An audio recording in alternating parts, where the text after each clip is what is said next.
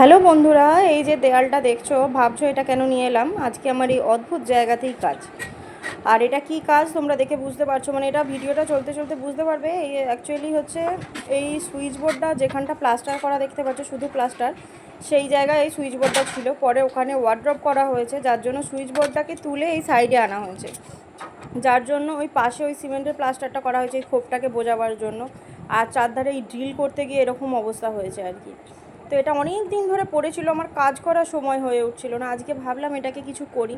আর চারধারে এটা এতটাই স্পেস নিয়ে এবং স্পেসটা এতটাই তোমার কি বলবো এবড়ো খেবড়ো হয়ে আছে যে এটাকে ম্যানেজ দেওয়াটা ভীষণ কঠিন ব্যাপার। আর এটা দেওয়ালটা তো এমনিতে পুট্টি দেওয়াল নয়ই, তার উপরে এই সিমেন্ট মানে এই যে প্লাস্টারটা, এটা স্মুথ কোনো প্লাস্টার না। এটাকে জাস্ট সিমেন্টের কি বলে, সিমেন্টটাকে গুলে ওই জায়গায় ছুঁড়ে ছুঁড়ে মারা হয়েছে, মেরে এটাকে সমান করা হয়েছে, এরকম একটা ব্যাপার। সেই জায়গায় তুলে দিয়ে কাজ করা কতটা কঠিন, যারা এই ধরনের কাজ করো একমাত্র তারাই অনুভব করতে পারবে। মানে কোনো পুট্টি করা দেওয়ালের সঙ্গে এর তুলনা করা মূর্খামি ছাড়া আর কিছু না। তাও আমি চেষ্টা করেছি যতটা, মানে আমার পক্ষে যতটা ভালো করা যায়। তোমরা শেষ পর্যন্ত দেখে অবশ্যই জানাবে, এইটুকু রাখি। আর ইদানিংকালে কেন জানি না ফেসবুকে আমার ভিউজ প্রচুর প্রচুর প্রচুর কমে গেছে। যে এখন অ্যাক্টিভ থাকি না তা নয়, এখন ফলোয়ার্স বাড়ছে, এঙ্গেজমেন্ট বাড়ছে, তারপরেও আমার ভিউজ কমে যাচ্ছে।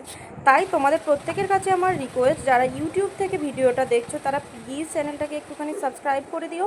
কারণ ইউটিউবে সাবস্ক্রাইব করতে তোমাদের পকেট থেকে কোনো কড়ি খরচা করতে হচ্ছে না।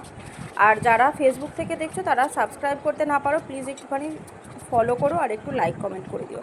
পারলে একটু শেয়ার করো, এটা আমার প্রোফাইলটাকে গ্রো করার জন্য খুব উপকারী হবে। আর বেশ কিছুদিন যাবত এই যে বললাম, আমার মানে কি বলবো, ভিউয়ার্সের সংখ্যা প্রচুর কমে যাচ্ছে, অথচ এত লাইভ থেকে থেকে বন্ধু নিয়ে আসছি, তারপরেও এটা হচ্ছে। যাই হোক, আমি এখানে চেষ্টা করছিলাম একটা পদ্ম ফুল করে নেওয়ার। আর পদ্ম ফুলটা আমি প্রথমে ভেবেছিলাম লাল রাখবো, তারপরে আস্তে আস্তে ভিডিওটা দেখলে জানতে পারবে আমি ফুলটা প্রপার লাল রাখিনি। এখন লাল পদ্ম হয় না এমন নয়, আমার নিজের বাড়িতেই আছে পদ্ম এখন লাল। ছোটোবেলায় ধারণা ছিল যে পিঙ্ক পদ্ম আর সাদা শালুক ফুল।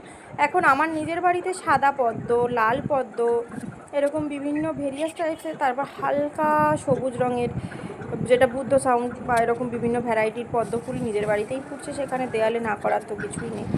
এই যে দেখতে পাচ্ছ এই ধারটা এরকম অবস্থা, মানে কোনো ব্যালেন্সের ব্যাপার এখানে ছিল না।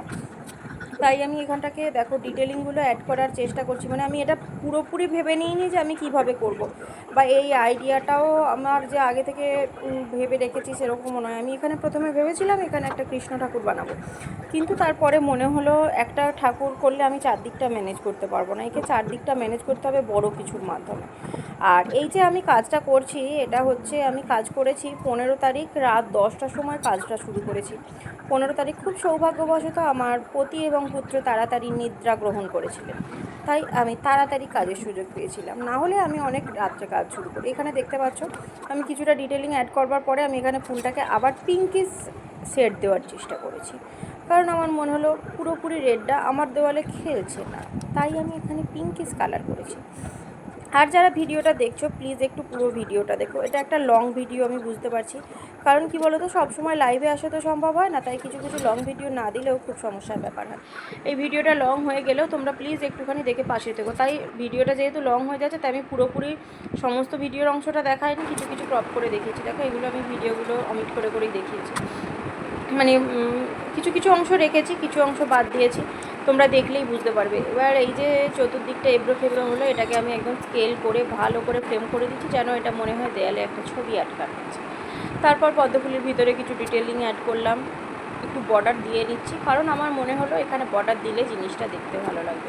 তবে আমি যাদেরকে, যে সমস্ত স্টুডেন্টদেরকে কাজ করে, আমি কিন্তু বর্ডার দিয়ে কাজ করাই, কারণ হচ্ছে কোনো মানুষের গায়ে তো আর বর্ডার দেওয়া থাকে না, কোনো প্রকৃতির জিনিসের গায়েও বর্ডার দেওয়া থাকে না, তার আলো ছায়ার মাধ্যমে জিনিসটা ফুটিয়ে তুলতে। কিন্তু এটা যেহেতু দেওয়ালে একটা ওয়াল পেন্টিং করছি, তাই এর সৌন্দর্য রক্ষার ক্ষেত্রে আমি বর্ডারটা ইউজ করলাম। তাই এই টোটাল এই বর্ডারের কনসেপ্টটাকে জাস্ট ইগনোর। ঠিক আছে, আমি এখানে কিছু ডিজাইন করবো ভাবছিলাম। কাজটা করতে কিন্তু আমার বহু বহু বহু সময় লেগেছে। তোমরা মাত্র 4 মিনিটে দেখছো, আমি 1.5 থেকে 2.5 ঘন্টায় শেষ করেছি এটা।